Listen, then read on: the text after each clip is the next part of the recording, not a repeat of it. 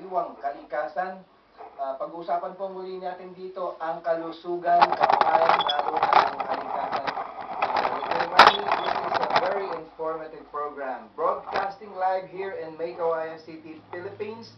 Welcome to our Thursday edition, October 4, 2012. Ladies and gentlemen, you are watching Guardian Stop Global Warming Foundation Incorporated via Ustream. Binabati mo namin lahat ang mga affiliated groups po natin dyan netwide. Meron din po tayong link in 60 countries na po pwede pong makipag-ugnayan po sa atin. For your relevant questions, comments, and suggestion, just post it, no? Just post it at meron po tayong mga technician at mga staff dito na mag-accommodate po ng inyong mga katanungan. Yung mga nasa ibang bansa, just post your question and of course your landline number and we will accommodate all your concern. I'd like to greet all of you, good evening, welcome po, lalong-lalo na sa lahat ng members ng Guardian Stop Global Warming Foundation Incorporated and join the fight to stop global warming and all our affiliated groups netwide. And also, I'd like to take this opportunity to greet all the Guardians members around the globe. Whatever faction or aggregation you belong worldwide, most especially po lahat po ng OFW na nakikinig po at nanonood sa atin dyan sa Hong Kong. Magandang gabi po sa inyong lahat at lahat po ng mga Guardians member ng Hong Kong chapters, magandang gabi po sa inyong lahat. Mr. Jaime Leandro Reyes, ang aking partner po dito. Babati po siya sa inyo. Magandang gabi po sa lahat ng ating mga kaibigan na nanonood ngayon. At una kong babatiin ang aking si Baby Leo. Baby Leo, kamusta ka? Sana matulungan mo kami sa pagbibigay mo ng komento. Na kahit na sabihin na isa kang special child, alam mo ang nangyayari sa ating mundo ngayon. Hindi katulad ng mga taong masyadong marurunong sa ating gobyerno at pinipilit lagi na climate change ang nangyayari sa atin at wala tayong magagawa doon. Salamat Baby Leo at taos puso ang aking pakasalamat sa iyo mga ginagawa, sa iyong pagkukomento sa akin. Maraming salamat at sa lahat na nanonood ngayon at medyo kami nagahol ngayong araw na to, pero pipilitin po natin na the show must go on at pangako namin sa inyo na pag-uusapan natin pala ang mga tungkol sa mga bagay-bagay ng inyong karamdaman sa inyong kalusugan at sa ganon pagka kayo ay malusog, makakatulong namin kayo sa pagbaka, sa pagwaksi na napipintong pag-init ng mundo o ng klima ng mundo o yung global warming. Okay. Maraming salamat kapatid na Jimmy and also maraming salamat sa ating mga working staff here na wala pong sawang sumusubaybay, no? Sa lahat ng ating mga technical staff, Noemi Aguirre, si Aini Valencera, Jessica Garcia at lalo na headed by our Corporate Secretary of Guardian Stop Global Warming Foundation, Geraldine Bautista. So lahat po ng mga crews and utilities at mga engineers natin, maraming pong salamat sa inyong lahat. Kalusugan. Okay, kalusugan. Teka muna, kaibigang Founder, Dante. Okay. At mayroong mga paunang tanong, ano? At meron na kagad tanong, ha? Ito yung mga nai-post pa nung siguro kahapon o kaninang maga or ano. Ito mga katanungan kung kaya mo sagutin. Okay. Mamaya, sasagutin natin. Merong nagbigay ng tanong sa atin. Nakakatawa, ano, good evening, Miss Annalisa Macas from Jeddah, Kingdom of Saudi Arabia. May nagbigay po siya ng katanungan. Mamaya sasagutin po natin. Ang ganda po ng tanong yan. Ang ganda po ng tanong ni Annalisa Macas ng Jeddah, Kingdom of Saudi Arabia. Okay, to start. Ito na po ang ating unang question.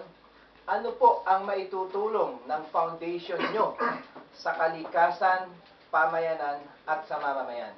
Okay? Ang tinutukoy po dito, ang foundation po natin, ang foundation ng taong bayan, ang foundation ng Pilipinas at nagmamahal sa kalikasan, ang Guardian Stop Global Warming Foundation Incorporated. Okay, ulitin ko po, Jaime, ano po ang maitutulong ng foundation nyo sa kalikasan, pamayanan, at sa mamamayan? Pamayanan at mamayan, pareho na, di ba? Pareho, komunidad. Komunidad.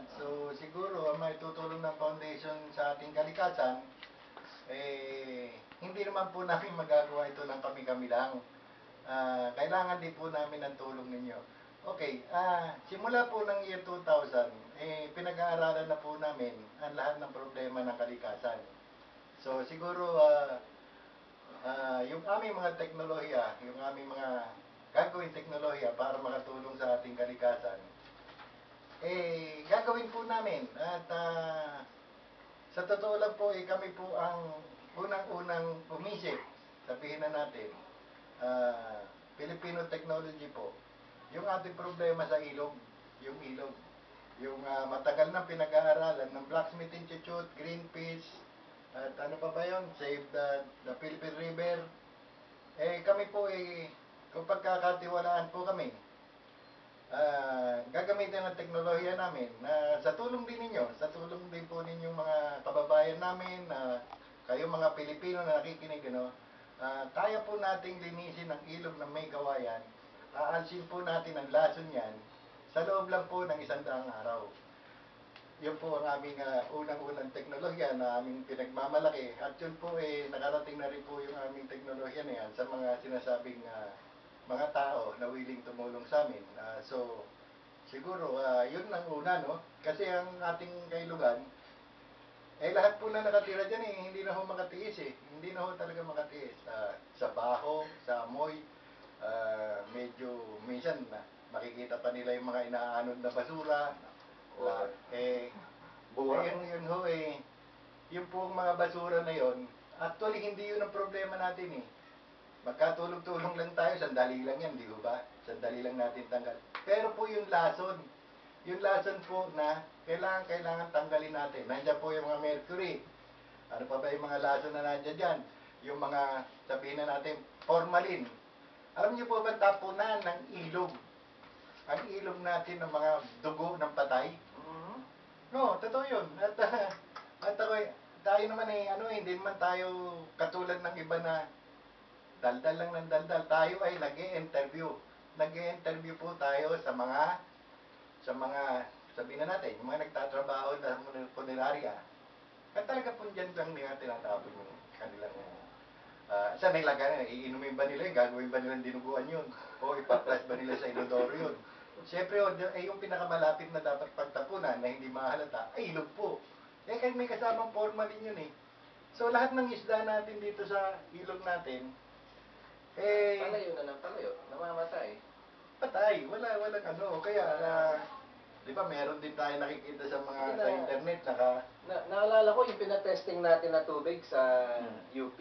Alam niyo po ba, mga kapatid, ang lumabas po, kahit daw po kiti-kiti ay hindi makakayang mabuhay sa ilog ng May Kawayan. Right. Kahit kiti-kiti. Kita mo nga, yung mga nasa tabing ilog, may nagkakadengue ba doon?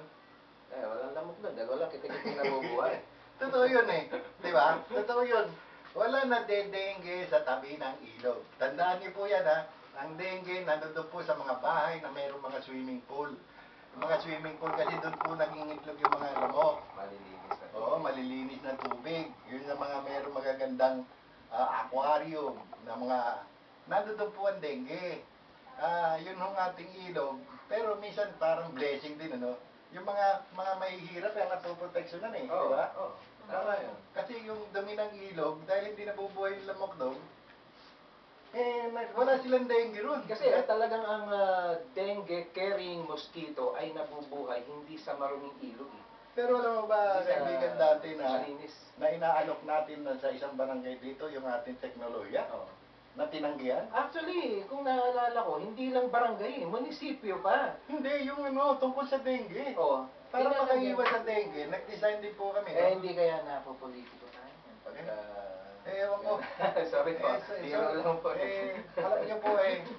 Alam niyo po sa panahon ngayon, wala na po sana tayo yung porkit yung may tutulong na hindi alam ng mayor. At hindi ka, hindi natin kalaban natin to. Huwag natin patulungin to. Oo. Parang ganun, di ba? Masyado na tayo napopolitiko. Pero kami